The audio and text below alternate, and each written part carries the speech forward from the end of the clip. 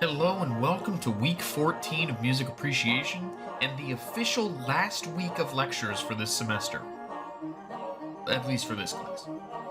Our second listening exam is coming up next week on Thursday. The review video should be up pretty soon, so be on the lookout. I will post an announcement when it's up so you have plenty of time to review the video before the exam. The video will be taken down on YouTube the night before the exam at midnight, so make sure you access it soon. This week marks our final major artistic movement and one of its champions, minimalism and Philip Glass.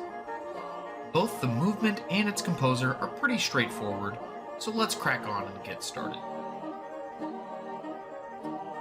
Minimalism in music was a subgenre of fine art music led by Steve Reich and Philip Glass. The movement began among the avant-garde in New York City before spreading to the San Francisco Bay Area in the 1960s. Lamont Young is credited as the first minimalist composer with his pieces Trio for Strings and The Well-Tuned Piano, the second title being a parody of Johann Sebastian Bach's Well-Tempered Clavier. Steve Reich took elements from Young and Terry Riley and created It's Gonna Rain, based on manipulations made to tape recordings of a sermon from a prevalent San Francisco area preacher. Philip Glass studied with Steve Reich at Juilliard, who had met Terry Riley while studying at Mills College in Oakland, California. The main elements of minimalist music are repetition, first and foremost, subtle rhythmic changes, and selective harmonic changes in the form of dissonance that resolves over the course of the entire movement. The goal of minimalist music is to go beyond active listening and appeal to the listener's subconscious. Minimalist composers create a soundscape that engulfs the listener and washes over the audience. When listening to this music, I encourage you to not listen to the music for what changes happen or how many repetitive motives appear, but rather allow yourself to be bathed in sound. And with that set up, now on to the man of the hour, Philip Glass. Philip Glass was born in Baltimore, Maryland to Lithuanian Jewish immigrants. His mother, in fact, aided Holocaust survivors following World War II, inviting them into their home until they could find a job and place to live. His musical interest came from his father, who ran a record store, and Glass later discovered his father's family had several musicians with ties to vaudeville. Glass went to the University of Chicago, studying mathematics and philosophy before going on to the Juilliard School of Music, writing music similar to Aaron Copland at the time. In 1964, as so many others did during this time, Glass moved to Paris to study with Nadia Boulanger at the Paris Conservatoire, lovingly referred to at the time as the Boulangerie. While in Paris, Glass also studied Indian drumming and helped Ravi Shankar notate his improvisations for film scores.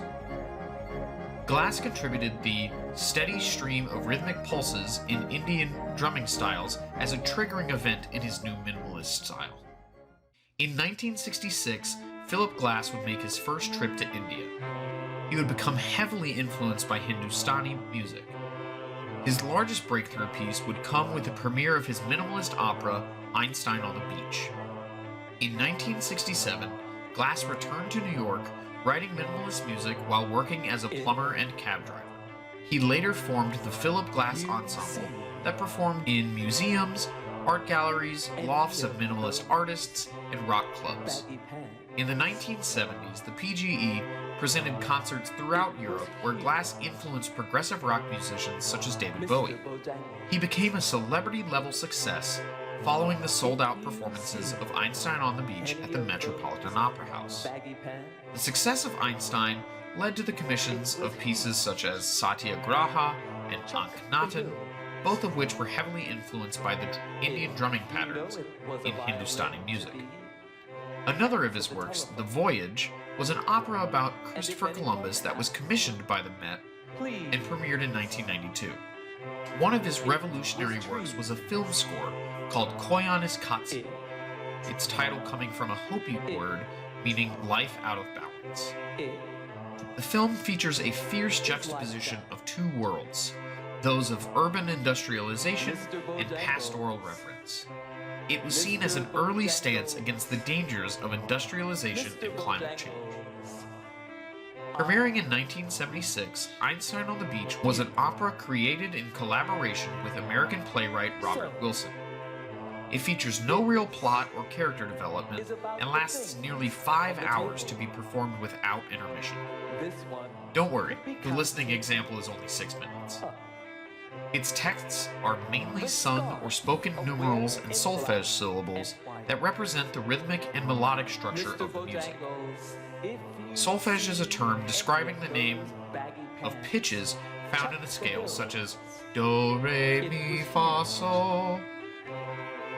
3 visual images recur throughout the opera: a train, a trial with a bed, and a field with a spaceship in the sky. The instruments of the orchestra of Einstein on the Beach are also incredibly unique.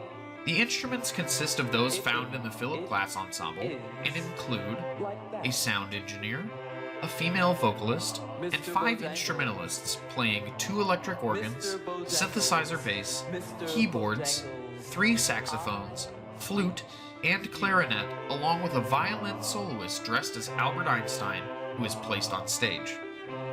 Einstein himself was an amateur violinist, and this is a nod to that. The singers are not formally trained and are asked to dance and act as well as sing. The opera features 5 short pieces called knee plays and function as a prelude, 3 interludes, and a postlude. Our documentary this week is Einstein on the Beach, The Changing Image of Opera, and can be found for free on YouTube. It is fascinating to watch how subtly things change throughout the course of the opera. For our listening considerations, we have Mr. Bojangles from Einstein on the Beach and The Grid from Koyaanisqatsi. Again, allow the music to wash over you the first time or two that you listen to it before diving into the specific things that you hear for your studying purposes. And that's everything. A reminder that the study guide has already been posted and the review video for this exam goes away Wednesday night before the exam, so be sure to review this beforehand and best of luck on the test next week.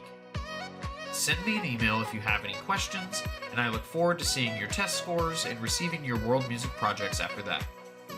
Have a wonderful break, you've earned it, and see ya!